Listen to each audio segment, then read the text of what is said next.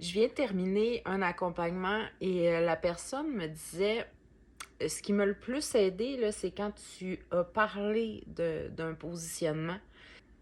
Ça m'a comme plongé dans une autre façon de me voir. Fait que j'ai pensé vous partager l'exemple que je lui ai donné en accompagnement parce que justement pour elle, ça a été significatif. Fait que je me suis dit que ça peut sûrement en aider d'autres. Et comment je lui ai apporté ça, c'est que je lui ai dit, en fait, le positionnement de la personne qui manque de quelque chose, comme qui se déclare comme manquer d'argent, manquer d'amour, manquer de santé, manquer de succès, etc., versus la personne qui explore le manque, il y a une différence entre les deux. Dans le premier exemple, la personne, elle est figée, sa déclaration, parce que ça fait partie de son identité. Donc, je manque d'argent, je manque d'amour, je manque d'épanouissement professionnel. C'est mon identité. Ça devient une structure que je m'attribue à moi. Tandis que quand je suis dans l'exploration, quand je me vois comme étant l'exploratrice du décor, de mon propre décor, ça change totalement la donne parce que là, je suis entourée de trucs que j'explore, que je ne m'approprie pas. Fait que c'est une nuance importante parce que autrement, on est comme dans le premier exemple, on est comme face à notre création. C'est comme je suis pris dans le décor. Tandis que lorsque je l'explore, c'est que je sais que c'est juste des extensions de moi-même que je suis en train d'explorer. Je m'explore moi-même. Fait que voyez-vous à quel point que à partir de cette posture-là, même le manque n'est plus quelque chose de négatif. Il m'enseigne sur moi. Il est en train de me faire une lecture de ce qui se passe à l'intérieur de moi. Fait que c'est de là que lorsqu'on est plus dans la posture d'explorer plutôt que s'identifier, on est à même de juste se nourrir de ce qui nous sert puis de ce qui nous sert pas. Donc, j'en ai souvent parlé à travers la maladie, par exemple, que c'est quand j'ai fait le switch que la maladie était en train de me renseigner sur moi et non pas que c'était quelque chose qui m'arrivait. Parce que c'est ça aussi la première posture quand on est dans je vis du manque, je vis de l'anxiété, je vis un problème au niveau professionnel. C'est que je vais être en train de croire que c'est la vie qui m'arrive. Donc, cette posture-là là, qui dit je vis du manque et j'essaie de sortir de ce manque-là, ben, elle est dans la croyance que c'est la vie qui arrive et non que c'est elle qui déroule la vie. Voyez-vous le geste? C'est je vois que ça m'arrive ou je sais que c'est moi qui le fais arriver. Puis, encore une fois, je le redis, puis je le redis tout le temps, mais il n'y a aucune culpabilité à avoir là-dedans, puis à se dire, oh mon Dieu, pourquoi j'ai créé ça, puis pourquoi que je me crée ça, parce que je vois ça souvent aussi, beaucoup de personnes qui se tapent la tête, là, parce qu'ils se disent, ben pourquoi que je me crée tout le temps ça? Mais plus tu es dans ce positionnement-là, et moins tu es ouverte à voir les raisons pourquoi, justement, que tu te crées ça. Parce que au lieu d'accueillir ta création puis de la voir comme une lecture de toi-même, tu es en opposition. Pourquoi je me crée ça? Pourquoi que c'est encore là? J'en veux plus de ça. Fait que plus tu es dans l'opposition à ta création, plus tu vois des formes d'opposition autour de toi à travers tes relations, à travers ton emploi, tes clients, ou peu importe, même ton corps, les symptômes de ton corps. Tout est là pour te ramener à l'idée que c'est toi qui fait émerger ça et d'utiliser les effets que tu vois et non d'être en résistance et non d'être en opposition. Parce que c'est ça, comme je vous disais tantôt, avec la maladie, si j'avais continué d'être dans une forme de résistance, une forme d'opposition, une forme de pourquoi que ça m'arrive encore, j'aurais pas pu voir toute la richesse que la maladie m'apportait, tous les renseignements qu'elle me donnait sur moi. Fait que quand on est dans l'accueil, que tout ça, c'est le décor du scénario que je me joue à l'intérieur de moi, ben j'utilise tout ça. C'est plus comme des trucs qui m'arrivent. C'est des extensions de moi-même. Comme je le dis, ça me parle de moi dans chaque recoin. Fait que je l'utilise tout ça. Je l'utilise comment?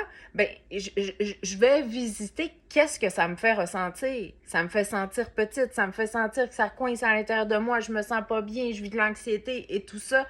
Et tous ces effets-là servent à porter à ma conscience que c'est moi le héros, c'est moi l'héroïne du scénario. Que tout ce que je vois ne fait que répondre à qui je me crois être. Donc, quand tu es l'explorateur, l'exploratrice de ce qui se passe, du manque que tu vois, de peu importe ce qui se projette dans le décor, on est à même de reconnaître que c'est juste une expression temporaire d'une croyance qu'on est en train de porter. Il n'y a pas d'attachement, d'identité à moi, je manque tout le temps de ça. Moi, je manque toujours d'argent. L'argent me glisse entre les mains. Moi, je suis toujours malade. Moi, j'ai toujours des symptômes. Il n'y a plus d'identité parce que tu reconnais que ça, là, ce que je suis en train de nommer, c'est juste des effets temporaires. C'est plus vu comme des trucs qui m'arrivent à travers lesquels je dois jongler et faire de mon mieux. C'est des expressions, c'est l'expression de qui je suis qui s'exprime à l'extérieur que je peux utiliser, que j'utilise pour mieux cerner à quel endroit je me vois encore petit puis petite. Donc, vraiment la différence d'être dans le scénario du manque versus être l'explorateur du manque, c'est, voyez-vous à quel point dans le premier, je suis comme coincée dans cette projection-là, tandis que l'autre, je suis au centre, je regarde qu'est-ce qui se passe, tout parle de moi, et je suis en train de me renseigner à quel endroit je peux encore apporter de la grandeur. Fait que, moi, je trouve ça fabuleux, puis je le dis tout le temps, hein, mais mon Dieu. Puis en même temps, là, je vous dis tout ça, puis c'est pas une obligation non plus que quand il vous arrive quelque chose, de tout de suite être dans OK, je suis en train d'explorer ça, puis d'essayer de voir pourquoi que ça m'arrive, puis qu'est-ce que c'est en train de me dire sur moi-même. En temps réel, là, quand vous vivez quelque chose, vivez-le, là. Tu sais, il vous arrive quelque chose de plate, d'inattendu, un imprévu et tout ça, peu importe quoi, on vit l'émotion, on explose, puis on vit l'émotion, là, on retient rien, là, on n'est pas dans une analyse de ce qui se passe. Tu sais, moi, là, dernièrement, il y a quelqu'un qui me dit quelque chose qui faisait pas mon affaire. Ben, j'ai pas été tout de suite à voir, OK, c'est en train de parler de moi, là, ça me dit quelque chose sur moi, ça. Non, non, en temps réel, là, j'accueille ma frustration, je la vis, là, je filtre pas, là, c'est comme, je vis ce que j'ai à vivre à travers ça, mais il y a toujours en arrière, quand je me vois être fâchée ou quand je me vois être triste ou quand je m'entends parler de ça avec mon conjoint, par exemple, il y a toujours une écoute attentive derrière qui prend note, mais d'une manière très, très libre, là, il n'y a pas il n'y a rien qui est forcé par rapport à ça, mais il y a toujours une petite voix derrière qui prend note que c'est en train de me parler de moi. Même si je suis en train de parler d'une autre personne qui me fâche, après laquelle je suis fâchée ou qui me déçue ou peu importe, comme je dis, je laisse ça agir librement, mais il y a toujours une écoute attentive parce que je suis en train comme de noter des choses que je regarderai plus tard qui sont en train de me parler de moi. Donc, puis ça peut être une semaine après, ça peut être 2 jours après que je vais regarder ça parce que je trouve ça important. Quand il y a une réaction, quand j'ai été activée, là, moi, je suis contente quand je suis activée. Tu sais, parce que je sais qu'il y a quelque chose que je voyais pas, que je prenais pas conscience. Puis la manière qu'on peut en prendre conscience, c'est quand on est activé par une émotion, par que ce soit la tristesse, que ce soit la frustration, comme je disais, etc. Donc, d'utiliser ça pour regarder, OK, pourquoi que ça m'a dérangé son comportement? Ah, parce que elle, peut-être qu'elle s'autorise plus que moi. Puis que c'est ça qui me dérange parce que moi, j'aurais envie de m'autoriser autant qu'elle. Puis là, c'est un exemple comme ça que je vous donne, mais il y a plein, plein d'exemples pourquoi les autres peuvent nous activer ou pas. Puis, parenthèse, présentement, ce qui se passe au niveau politique, Il y a beaucoup de choses qui activent les gens présentement. Puis pour moi, Trump, là, dans le moment, c'est un des plus grands enseignants activateurs qu'on a jamais eu, je pense, dans notre époque. Parce que forcément, ce qu'il dit parfois n'a pas de sens, mais si vous êtes vraiment activé au quotidien, puis moi j'en vois beaucoup là, des personnes qui sont dans une frustration, vraiment dans une colère, quelque chose que ça vient chercher au niveau des valeurs et tout ça, il y a quelque chose à aller voir là-dedans, puis au-delà de l'histoire Trump, là, s'il y a une activation qui se passe de manière soutenue envers lui, ben, il y a une richesse à aller voir parce que ça parle de quelque chose envers vous. Peut-être qu'il y a l'injustice qui est peut-être en train de se relever. Il y a peut-être la petitesse aussi, la puissance, l'impuissance. Fait qu'il y a vraiment quelque chose d'important au niveau collectif qui est en train de se vivre à travers Trump, au-delà il dit des affaires un peu imbéciles souvent, au-delà de ce qu'il partage, il y a quelque chose à aller voir un peu plus loin. Donc, mon Dieu, j'ai dévié un peu ma conversation, mais tout ça pour dire que il y a deux façons qu'on peut regarder ce qui joue dans le décor, c'est en étant collé dessus, c'est-à-dire je m'identifie à ce qui se passe ou de me placer au centre et de regarder tout le décor puis de prendre conscience que je suis en train de m'explorer. Parce qu'en fait, là, quand tu es plus à rejeter qu'est-ce qui se passe et que tu vois que tout parle de toi, que les événements qui t'arrivent, qui t'activent, les situations, ton compte bancaire, peu importe tes relations et tout ça, lorsque tu vois que c'est un copier-coller de la cassette que tu joues à l'intérieur de toi, ben il n'y a plus de position, il y a plus de « je veux plus de ça à l'extérieur de moi ».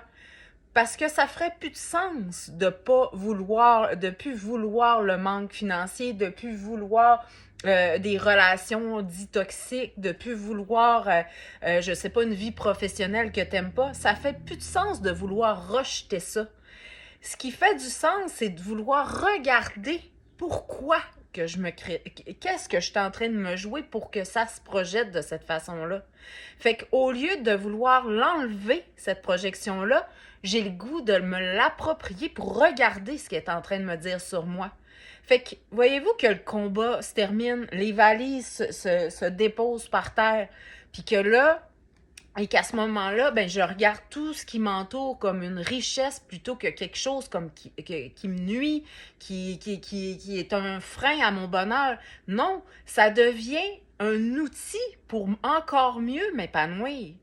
Fait que, je le dis souvent, hein, mais moi, quand je vois qu'il y a quelque chose qui arrive dans mon ambiance, qui arrive dans mon décor, puis que je peux qualifier de négatif, je fais pas « Oh mon Dieu, pas ça encore ». Au contraire, quand je vais relever ce que c'est en train de me dire, je vais me sentir encore plus libre en dedans. Je vais encore plus toucher à ma vérité.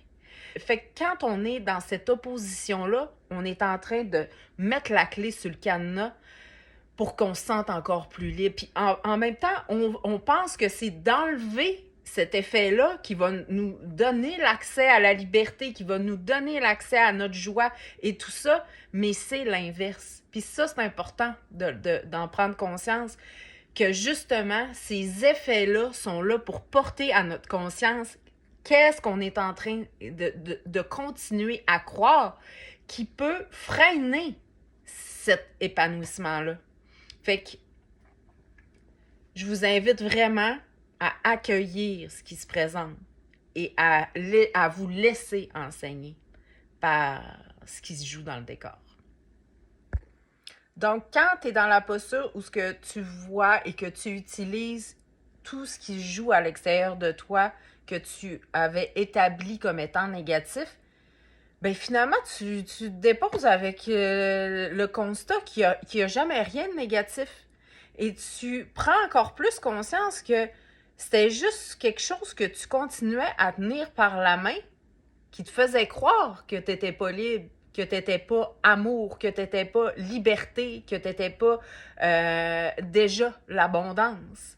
Fait que quand tu lâches la main de ce que tu crois être ton identité de ce qui se passe dans le décor, quand tu lâches la main à l'idée que je suis due pour être dans le manque financier, je suis due pour travailler à cet endroit-là, même si ça me tente plus, je suis due d'être dans des relations toujours toxiques qui ne m'élèvent pas, mais quand tu lâches la main à ces croyances-là, ben tu fais juste réaliser que finalement, c'est toi qui tenais à distance la liberté que tu es déjà, l'abondance que tu es déjà et l'amour que tu es déjà.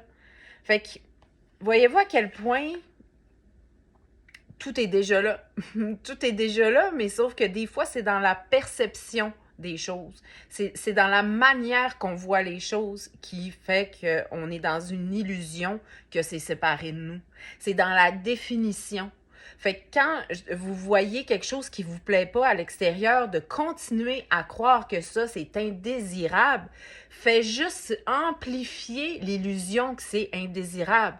Tandis que quand tu vois quelque chose qui peut sembler négatif, mais que tu décides de voir que c'est une lecture de toi, que c'est en train de t'apprendre sur toi-même, ben tu choisis une définition où ça va répondre à ça. Fait que je reviens sur mon exemple de maladie. Quand j'ai décidé de voir que c'était une opportunité, c'est devenu une opportunité. La plus grande des opportunités que j'ai jamais eues dans toute ma vie. Fait que la maladie a commencé à prendre la forme de l'immensité que je savais qu'elle était en train de m'apporter. Mais en choisissant de la voir comme quelque chose constamment qui venait pour me nuire, elle agissait, la maladie, comme quelque chose qui me nuit. Fait que c'est vraiment de se positionner dans ce pouvoir-là qui n'est pas anodin, comme je le dis tout le temps, qui au contraire, c'est fracassant, c'est grandiose. Là. La définition que je donne va être la couleur de ce que je vais expérimenter. Et ben voilà, c'est ça que j'avais envie de vous partager aujourd'hui. Finalement, des fois, je pars avec une idée, puis j'ai beaucoup de choses à dire.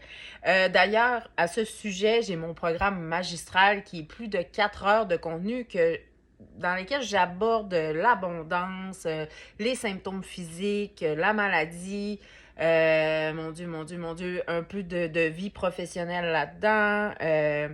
Je parle beaucoup de la posture, de l'arrière-scène de la manifestation.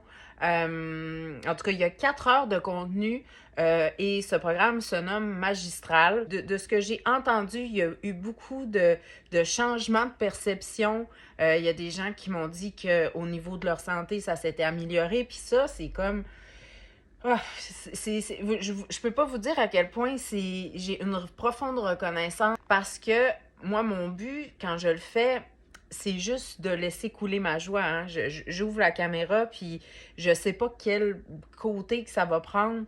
Puis de savoir que ma manière de penser, ma manière de voir vous permet d'aller écarter des limites, d'enlever certaines croyances qui vous servent plus, ben ça, pour moi, c'est magique quand vous me le partagez par la suite. J'ai eu des commentaires de gens qui étaient entrepreneurs, qui avaient des soucis au niveau financier, des clients et tout ça, que ça a débouché, mais d'une manière que, mon Dieu, j'étais tellement surprise de tout ça. Puis vraiment, quand vous me partagez ce genre de truc-là, moi, ça m'inspire aussi. Tu sais, c'est pas parce que je vous le transmets que moi, je suis assis dessus puis que ça bouge pas. C'est au contraire. C'est que souvent, quand vous me revenez avec ce que ça a permis de créer, ben moi, ça m'inspire à d'autres possibilités aussi. Fait que c'est beau ce partage-là, puis je l'apprécie toujours quand je reçois vos commentaires. Et d'ailleurs, pour ceux qui ne l'auraient pas déjà visionné, je vous donne un code promo qui est magistral20 pour avoir 20% de rabais pour pouvoir vous le procurer. Et ben j'en profite. Ici, c'est un long week-end de 3 jours, puis vous savez que j'aime ça des fois faire des promos quand il y a un congé. Je sais pas pourquoi, il n'y a aucune raison, mais c'est comme ça. Et ben, sur mon accompagnement de 3 jours, je vous offre aussi un code promo pour profiter de 20% de rabais sur l'accompagnement de 3 jours. Et donc, je vais penser à ça vite comme ça. Le code promo, ça va être FEITE. FEITE 20. Donc, pour 20% de rabais. Et vous me demandez souvent, mais qu'est-ce que tu vas faire prochainement? Y a-tu un nouveau programme? Y a-tu quelque chose qui s'en vient? Puis il y a quelque chose qui s'en vient, en fait. Euh, Parce que vous m'en parliez un petit peu que ça serait le genre de truc que vous aimeriez. Et je suis en train de faire, en fait, de prendre une grande partie des questions et réponses que j'ai en accompagnement et de faire, de les diviser par thème et de faire comme un accompagnement qui va être totalement autonome. Donc, à date, j'ai les thèmes le corps et la posture intérieure créatrice, la création consciente, et ensuite de ça, j'ai les relations, et j'en ai un autre que je me souviens plus c'est quoi, la vie professionnelle. Fait que je suis comme toute en train de faire des e-books que vous allez pouvoir imprimer qui contiennent une richesse parce que c'est vos questions. Euh, donc, vraiment, on va aller dans tous les sphères par rapport à chaque thème que je viens de vous énumérer parce que quand j'ai regardé à un moment donné le nombre d'accompagnements que j'avais fait, je me suis dit, ça peut tellement continuer d'aider d'autres personnes, ce contenu-là. Fait que c'est pour ça que j'ai envie d'en faire un accompagnement autonome. Tu sais, si vous voulez pas passer par un accompagnement de 3 jours avec vos questions personnalisées, vous allez trouver votre compte si vous achetez par exemple, vous avez un problème relationnel et que vous achetez le e-book qui parle des relations, ben vous allez trouver forcément un angle qui va répondre à votre questionnement et plus encore parce que les questions que vous me posez avec les réponses, je pense que c'est quelque chose qui devait pas continuer de dormir dans mon ordinateur. Je trouvais que ça faisait comme pas de sens puis que je devais comme continuer à partager ça. Bien entendu, vos questions, que si vous avez déjà eu un accompagnement avec moi, il n'y aura aucune manière de pouvoir savoir que ça vous concerne. Je vais quand même modifier un petit peu les questions. Ma réponse va rester quand même fidèle à ce que j'avais répondu tout en gardant l'anonymat, bien entendu. Et ben c'est ça, fait que là présentement je travaille là-dessus, ça devrait sortir avant l'été, puis je pense vraiment que ça va être un outil qui va être super intéressant parce que je sais que vous me demandez depuis longtemps, moi j'aimerais ça être capable de te lire avant de me coucher, tu sais, de m'inspirer de tes écrits, tout ça, puis je sais que vous relisez souvent mes publications, mais tu sais des fois, c'est où qu'elle parlait de telle affaire, c'est plus difficile, ben là avec ces e-books-là, ben ça va être beaucoup plus facile de trouver le sujet qui correspond à la réalité que vous vivez dans le moment présent.